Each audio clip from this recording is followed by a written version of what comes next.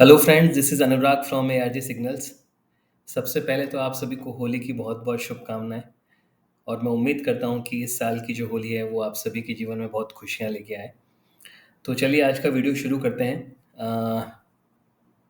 मैंने ऐसे कुछ स्पेसिफिकली नोट करके नहीं रखा है, बट ये वीडियो आपके लिए इम्पोर्टेंट ज़रूर रहेगा, क्योंकि इसमें हम लोग कुछ इंपॉर्टेंट फैक्टर्स के बारे में बात करेंगे। Nifty, bank Nifty, USD INR और गोल्ड के बारे में हम डिस्कस करेंगे। ठीक है, चलिए सबसे पहले निफ्टी से शुरुआत करते हैं। ये निफ्टी का मैंने डेली चार्ट ओपन कर रखा है।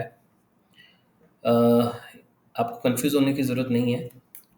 ये जो रेड लाइंस आपको हॉरिजॉन्टल लाइंस दिख रही हैं, ये गैन लेवल्स हैं। और ये जो वर्टिकल लाइंस आपको दिख रही हैं, ये गैन डेट्स हैं। ठीक है, जैसे मैंने अपने गैन वाले वीडियो में मैंने शेयर किया था इनके बारे में, फिर से समझा देता हूँ आपको। ठीक है, तो आगे बढ़ते हैं। जो हमारी 21 मार्च थी, वो हमारी गैन डेट थी। ठीक है, निफ्टी के लिए। तो अगर आप देखेंगे यहाँ पर, ये यहाँ पर 21,911 का हमारा गैन लेवल भी था निफ्टी के अंदर। ठीक है, और उसी नेक्स्ट डे यानी कि 22 मार्च को इसने उस लेवल को ब्रीच किया, लेकिन क्लोजिंग नहीं दी। इनफैक्ट आई थिंक 15 मिनट्स की क्लोजिंग भी मिली थी अपने को, 30 मिनट्स की क्लोजिंग नहीं मिली। आवरली कैंडल्स पे हमें क्लोजिंग नहीं मिली। और मैंने जैसे आप सभी के साथ में शेयर किया है कि जब भी गैन डेट होती हैं, तो मैं यूजुअली आवरली कैंडल्स जो हैं उनको ज़्यादा कंसिडर करता हूँ। वैसे तो डेली क्लोजिंग जो होती है वो इम्पॉर्टेंट होती है। ठीक है, बट कई बार क्या होता है कि फॉर एग्जांपल आवरली कैंडल, कई बार मान लीजिए उस पर्टिकुलर डे में ही अगर हमें मतलब नेक्स्ट वर्किंग डे, जैसे फॉर एग्जांपल 21 मार्च हमारा गैन डेट था, तो अब 22 मार्च को हमारा, फॉर एग्जांपल अगर हम डे क्लोजिंग का वेट करें और सपोज कीजिए कि निफ्टी जो है 22,080 की जगह जो उसका लेवल है, मतलब गैन का जो गैन डेट का जो हाई था, उसके ऊपर मान लीजिए फॉर एग्जांपल 22,200 पे जाकर अगर बंद हो जाए, तो हमें फिर थोड़ा लेट एंट्री हमें मिल पाएगी, है ना। तो इसलिए मैं कंसीडर करता हूँ कि आवरली कैंडल के ऊपर जब भी हमारी गैन डेट का हाई क्लोजिंग दे देता है नेक्स्ट डे पे, तो मैं उसको बाइंग एग्जीक्यूट मान लेता हूँ। ठीक है, तो अभी यहाँ पर अगर आप देखेंगे 22 मार्च को 12:15 पे जो कैंडल स्टार्ट हुई थी, यानी 1:15 पर जब ये कैंडल क्लोज हुई, तो हमें यहाँ पर हमारा आवरली कैंडल के अकॉर्डिंग हमें कंफर्मेशन मिल गया। ठीक है, लेकिन यहाँ पर एक दिक्कत क्या है, अभी यहाँ पर अगर आप देखेंगे ये आवरली कैंडल के ऊपर एक इतना बड़ा इसने एक बेरिश कैंडल इसने यहाँ पर बना दिया है। ठीक है, तो अब क्या होता है, देखिए कई बार कुछ चीज़ें हमें हम ऐसा भी नहीं कर सकते कि हम हमारी चीज़ों को लेके एकदम रिजिड रहें। ठीक है, अगर आप चाहें तो रिजिड हो भी सकते हैं, क्योंकि कहीं ना कहीं तो हमें स्टैंड करना ही पड़ेगा। लेकिन अब आपको जो ध्यान देने वाली बात है वो ये है कि इस कंडीशन में जो आपका स्टॉप लॉस है वो 21,941 का था। तो अगर आपको एक छोटा स्टॉप लॉस अगर आपको रखना है, तो आप 22,060 का आवरली कैंडल के ऊपर आप स्टॉप लॉस रख सकते हैं। तो इससे क्या होगा, ये 1 घंटे की कैंडल है, फिर ये उसके बाद सेकेंड आवर की कैंडल, फिर ये थर्ड आवर, एंड फिर उसके बाद में ये फोर्थ आवर की कैंडल। ठीक है, तो अगर हमारा ये 22,060 का जो लेवल है, ये हमारे लिए इम्पॉर्टेंट हो जाएगा और एक छोटा स्टॉप लॉस कंसिडर किया जा सकता है इसको। ठीक है, अगर आप थोड़ा रिस्क अगर आप लेना चाहते हैं या आप रिस्क ले सकते हैं, तो आई सजेस्ट कि 21,940 का आप स्टॉप लॉस मेंटेन कर सकते हैं।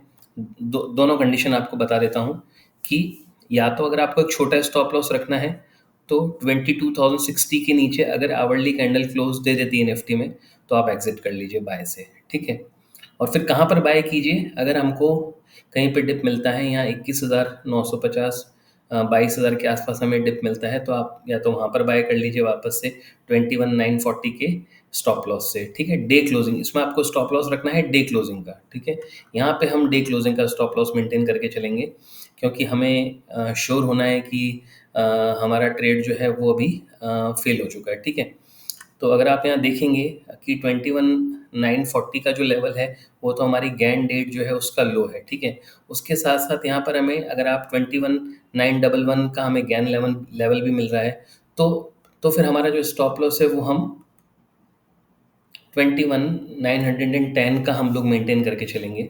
तो दो प्रोबेबिलिटीज़ मैंने आपको बताई, ईदर तो 22,060 के नीचे आवरली कैंडल क्लोज दे रहे तो आप एग्जिट कर लीजिए बाय से, ठीक है। और अगर आप एग्जिट करते हैं, अगर फॉर एग्जांपल अगर निफ्टी ब्रीच कर देती है और नीचे आ जाती है, तो यहाँ कहीं 21,950 22,000 के आस बीच में अगर कहीं आ जाती है, तो वापस वहाँ पर आप बाइंग का पोजीशन बना सकते हैं। स्टॉप लॉस रहेगा 21,910 का, ठीक है। 21,910 का स्पॉट का लेवल रहेगा, ये रहेगा डे क्लोजिंग बेसिस के अकॉर्डिंग, ठीक है। बाकी मेरा जो पर्सनल जो मेरा व्यू है वो ये है कि मैं एक्सपेक्ट करता हूँ कि एक हमें अप मूव मिले यहाँ से, जो हो सकता है कि शायद हमें 22,300, 22,350 के आसपास, 400 के आसपास तक हमें मिल सकता है, ऐसा मेरा मानना है। उसके लिए वो मेरा रीज़न क्या है, वो मेरा मैं जैसा मैंने पिछले कुछ एक वीडियो में मैंने शेयर किया था कि मैं थोड़ा एस्ट्रोलॉजिकल प्रिडिक्शंस भी मैं देखता हूँ। तो उस एस्ट्रोलॉजी प्रिडिक्शन के अकॉर्डिंग जो हमारा मंडे है, यानी आज जो 25th हमारी स्टार्ट हो चुकी है, तो लेकिन आज मार्केट क्लोज है, तो 25th और 26th का जो ट्रेडिंग डे है वो एस्ट्रोलॉजी के अकॉर्डिंग मुझे पॉजिटिव मतलब दिखा रहा है, ठीक है।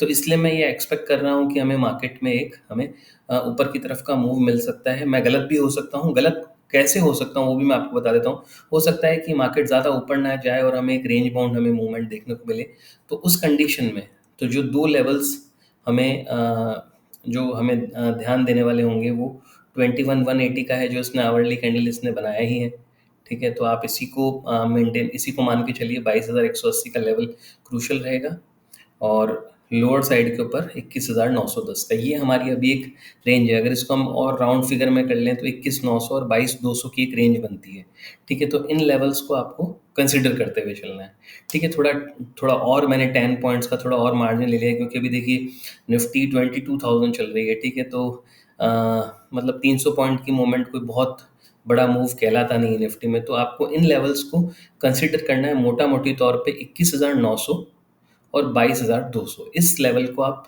मतलब थोड़ा फोकस कीजिएगा, इन लेवल्स के ऊपर मार्केट कैसा मूव करता है, ठीक है। चलिए अभी हम दूसरी हम बात करते हैं बैंक निफ्टी की। बैंक निफ्टी में एक सिचुएशन अलग है। निफ्टी में तो क्या था कि हमें डेली क्लोजिंग भी जो है वो हमें गैन डेट के ऊपर मिल चुकी है। 22,080.95 का गैन डेट का हाई था, और यहाँ पर हमें 22,096.75 की क्लोजिंग मिल चुकी है। तो ये एक पॉजिटिव फैक्टर ही है, ठीक है, ये एक पॉजिटिव फैक्टर है। और उसके साथ साथ जो एस्ट्रोलॉजिकल प्रिडिक्शन है उसमें भी हमें एक पॉजिटिव फैक्टर मिला हुआ है। तो आई एम एक्सपेक्टिंग कि शायद 25th का जो मार्केट है, हमारी मार्केट तो बंद रहेगी, बट आई एम एक्सपेक्टिंग कि हाँ 25th को मार्केट ऊपर रहनी चाहिए, गिफ्ट निफ्टी जो है वो।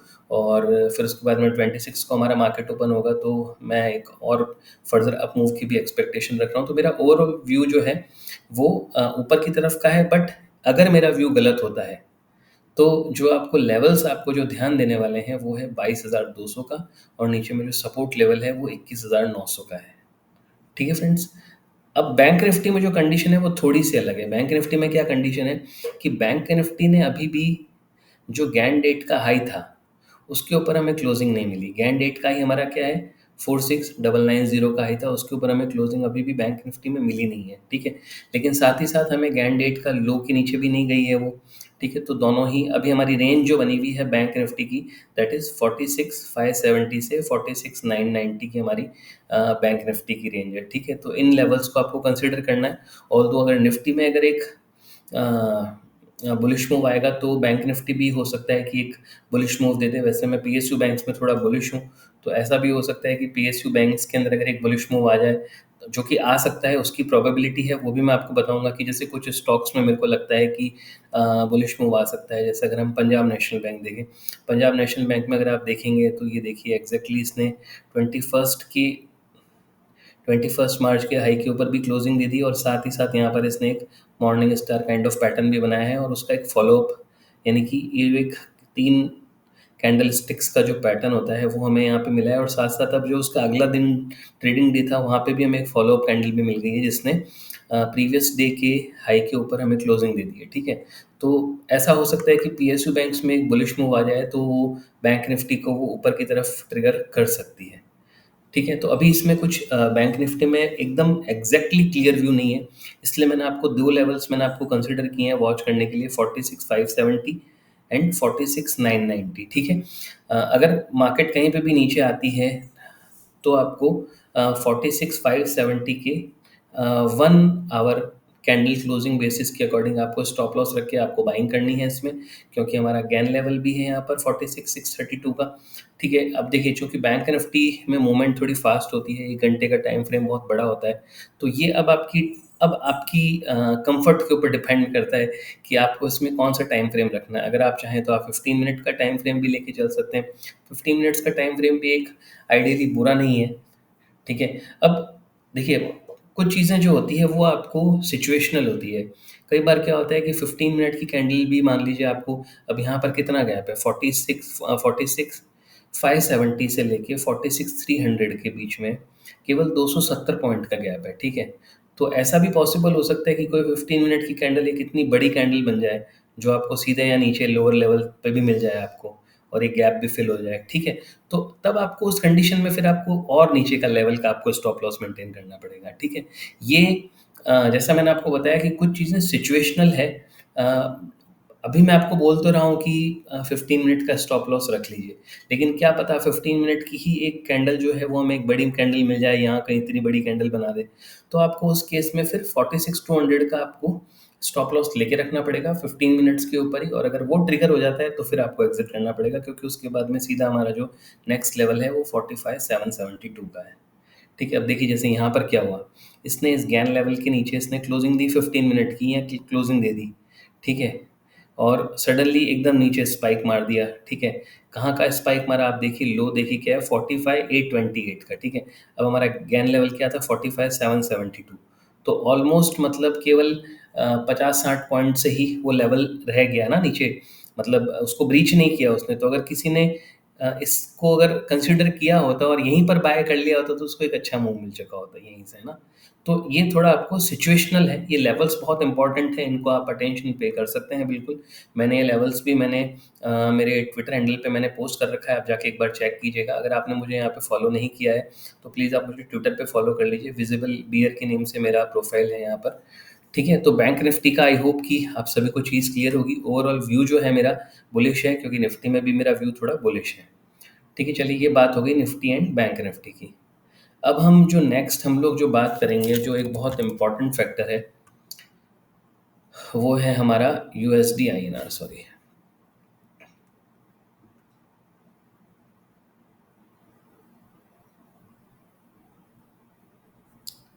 ये है हमारा यूएसडी आईएनआर। देखिए अब यूएसडी आईएनआर में एक बहुत बड़ा ब्रेकआउट है वीकली। एक बार के लिए मैं इसको हटा देता हूँ। देखिए अगर आप वीकली, ये मैंने वीकली चार्ट ओपन कर रखा है यूएसडी आईएनआर का। यूएसडी आईएनआर ने 17 अक्टूबर 2022 का जो लेवल था, जो हाई था, उसको इसने ब्रीच कर दिया है बहुत अच्छे खासे एक कैंडल के साथ में, बड़ी कैंडल के साथ में ब्रीच किया है 18 मार्च 2024 को। ठीक है, अगर हम एक टाइम फ्रेम देखें कि कितना समय लिया है इसने, कितने समय बाद में, तो आप देखिए यहाँ पर 518 दिन, 518 दिन बाद यूएसडी आईएनआर ने अपना जो प्रीवियस हाई था उसको ब्रीच कर दिया है, और क्लोजिंग में हमें मिल गई है। ठीक है, तो लगभग लगभग सवा डेढ़ साल हो गए, 1.5 साल बाद इसने अपने हाईएस्ट लेवल के ऊपर क्लोजिंग दी है। वो क्या था इसका हाई लेवल,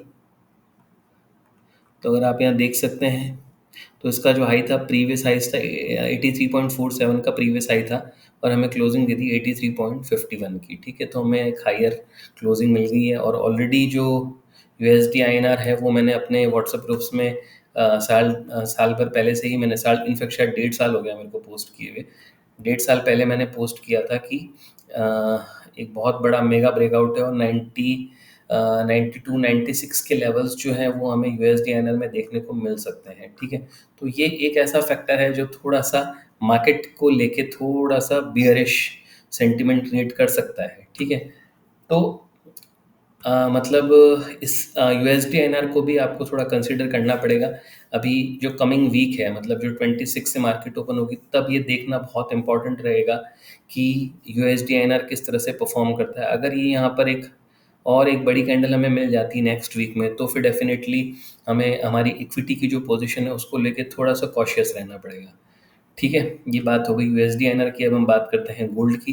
देखिए गोल्ड, गोल्ड के लिए वैसे तो मैं एक अलग से सेपरेट वीडियो भी बना सकता था, बट फिर भी मैं इसी में आपके साथ में डिस्कस कर लेता हूँ, क्योंकि थोड़ा इक्विटी के कॉन्टेक्स्ट में भी है। देखिए गोल्ड ने अपना जो एक हाई बनाया था, वो बनाया था इसने सितंबर 2011 में। ठीक है, ये मैंने मंथली चार्ट ओपन कर रखा है गोल्ड का भी। और उसके बाद में 1921 का जो लेवल था उसको इसने यहाँ पर जुलाई 2020 में तोड़ा था। ठीक है, तो मतलब अगर आप देखेंगे लगभग लगभग 4 साल कंप्लीट हो जाएंगे जुलाई के अंदर कि ये कंसोलिडेशन के अंदर गोल्ड ने निकाल दिया है। ठीक है, और उसके बाद में अब इसने फिर से अगेन यहाँ पर देखिए एक बहुत अच्छा एक ब्रेकआउट दिया, यानी कि एक एक रिजेक्शन यहाँ था अगस्त 2020 में, फिर हमें वापस मार्च 2020 में 22 में इसने टच करने की कोशिश की इस लेवल को, 2075 के लेवल को टच करने की कोशिश की, लेकिन 2070 से टूट के वापस ये 1600 रुपये तक आ गया, शेकआउट कर दिया इसने, बायर्स को बाहर निकाल दिया। फिर अगेन यहाँ से ऊपर आया, अगेन क्या किया 2023 में, अगेन इसने ये लेवल को टच किया और अगेन वहाँ से गिर के 1810 का फिर अगेन एक और शेकआउट किया इसने। ठीक है, फिर अगेन अभी इसने आके यहाँ पर एक ऊपर एक ब्रेकआउट दे दिया है। ठीक है, तो ये एक बहुत बड़ा ब्रेकआउट है। गोल्ड अपने मल्टी ईयर ब्रेकआउट, यानी कि लगभग अगर आप यहाँ से इसको कंसिडर करेंगे सितंबर 2011 से अगर आप कंसिडर करेंगे, अभी चल रहा है 2024, लगभग 13 साल का ब्रेकआउट है। ठीक है, तो सीधा सीधा जो गोल्ड का जो एक मिनिमम टारगेट जो मैंने ट्विटर पे पोस्ट कर रखा है वो $2800 का है। ठीक है, $2800, यानी कि अगर हम अगर हम यहाँ से प्राइस, अगर हम परसेंटेज में अगर कैलकुलेट करें तो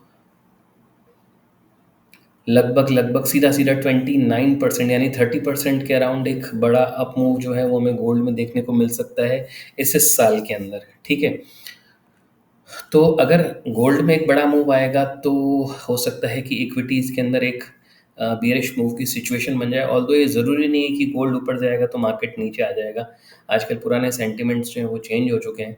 ठीक है, बट एक प्रोबेबिलिटी है कि वैसे अभी अगर आप देखेंगे तो सारी चीज़ें अपना ऑल टाइम हाई पे है। बिटकॉइन अपने ऑल टाइम हाई पे आ गया है, यानी crypto currencies. Gold and silver भी जो है वो अपने ऑलमोस्ट ऑल टाइम हाई के पास है, निफ्टी अपने ऑल टाइम हाई पे चल रही है, डॉलर अपने ऑल टाइम हाई पे चल रहा है। ठीक है, तो कुछ भी चीज़ें जो हैं अभी कोरिलेट नहीं कर रही है, तो ये कहना कि अगर गोल्ड बढ़ेगा तो मार्केट गिर जाएगी, ये भी कोई नेसेसरी नहीं है। हो सकता है गोल्ड भी बढ़ जाए और इक्विटी मार्केट भी बढ़ जाए, है ना। तो बट फिर भी हमें थोड़ा कॉशियस ज़रूर रहना है कि अगर गोल्ड बढ़ता है तो हमें थोड़ी हमारी इक्विटीज़ की जो पोजीशन है उसको हमें शिफ्ट करके हमें गोल्ड की तरफ डालना चाहिए, क्योंकि गोल्ड में हमें अभी बहुत कमाल का मूव मिल सकता है। देखिए और भी आपको और थोड़ा क्लियर कर देता हूँ। देखिए जैसे यहाँ से नीचे आया गोल्ड, ठीक है, यहाँ पे इसने लोगों का इमोशन जो था उसने चेक किया, जो फियरफुल ट्रेडर्स होंगे वो बाहर निकल गए होंगे, फिर वापस ऊपर आया, फिर लोगों की हिम्मत हुई होगी कि यार इस बार तो ये तोड़ेगा ऊपर का लेवल। ठीक है, लेकिन क्या हुआ, वापस वहीं से नीचे आके एक बार प्रीवियस लो को भी तोड़ दिए, यहाँ पर बायर्स को एग्जिट किया होगा, डराया होगा। ठीक है, फिर अगेन ऊपर आया, इस बार लोगों को लगा यार इस बार तो 100% ऊपर जाएगा, बट यहाँ से फिर नीचे आ गया। ठीक है, अब देखिए यहाँ पर हमें थोड़ा सा, अगर हम एक लार्जर टाइम फ्रेम पे जाएं, 3 मंथ्स के टाइम फ्रेम पे जाएं, तो अगर आप देखेंगे तो 3 मंथ्स के टाइम फ्रेम पे हमें एक बहुत बड़ी बुलिश कैंडल यहाँ पर मिली है। कहाँ पर, अक्टूबर 2023, यानी ये कैंडल एंड हुई दिसंबर 2023 में।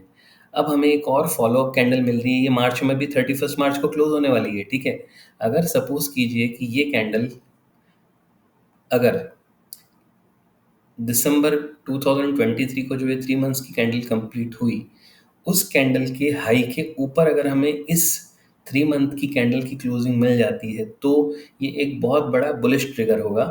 ठीक है, अब देखिए क्या होता है, ब्रेकआउट भी जो होते हैं वो कोई बहुत इजीली काम नहीं करते हैं, ब्रेकआउट के बाद में शेकआउट आता ही आता है। जैसे यहाँ पे इसने ब्रेकआउट दिया, फिर एक शेकआउट आया, फिर ब्रेकआउट दिया, वापस ऊपर लेवल टच किया, फिर शेकआउट आया, फिर यहाँ पे ऊपर गया, फिर नीचे शेकआउट आया। यहाँ पर भी ऐसा हो सकता है कि ये ब्रेकआउट दे और उसके बाद में अगेन हमें एक शेकआउट देखने को मिले, कहाँ तक के लिए, $1900 तक के लिए। ठीक है, तो आपको इस अपॉर्चुनिटी को यूज़ करना है वाइजली। हमें हमेशा वर्स्ट सिचुएशन के लिए रेडी रहना चाहिए, क्योंकि देखिए मार्केट में पैसा जो होता है वो बहुत मुश्किल से बनता है, इजीली नहीं बनेगा पैसा कभी भी।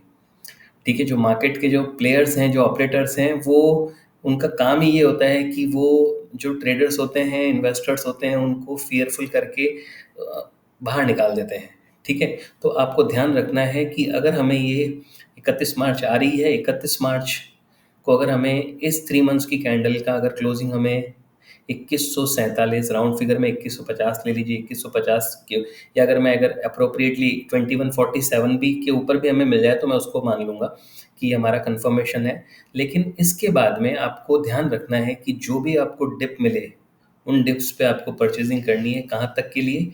$1900 तक अगर गिरावट आती है, उसके लिए आपको प्रिपेयर रहना है गोल्ड में, ठीक है? और वहाँ से जो ये शूट आउट करेगा, मैं एक कंजर्वेटिव टारगेट आपको बता रहा हूँ $2800, बट ये इतना बड़ा ब्रेकआउट है कि यहाँ से गोल्ड डबल भी हो सकता है, ट्रिपल भी हो सकता है।